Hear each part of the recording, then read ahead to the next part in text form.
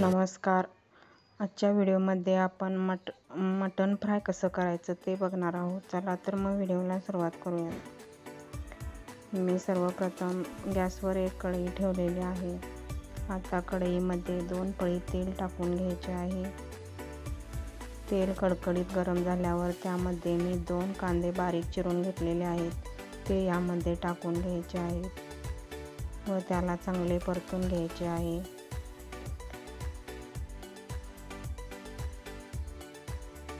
कांदा परतून झाल्यावर यामध्ये खोबरं, आलं, लसूण याचे वाटण घालून घ्यायचे आहे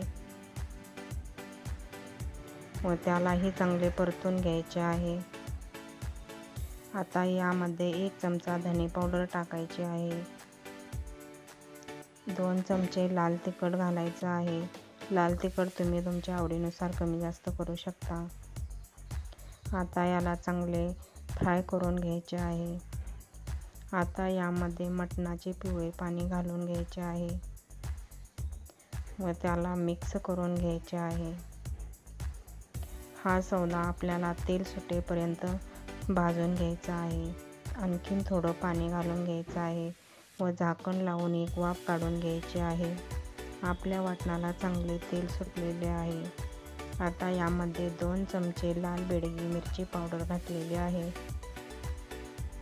यालाही चांगले परतून घ्यायचे आहे. ते मी शिजवलेले मटण घातलेले आहे व त्याला चांगले मिक्स करून घ्यायचे आहे. चवीनुसार मीठ टाकून घ्यायचे आहे. मीठ टाकताना थोडे कमीच टाकायचे आहे कारण आपण शिजवताना मीठ घातलेले आहे.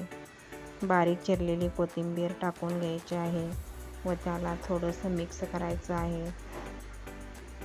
बघा, आपले मटण फ्राय तयार आहे.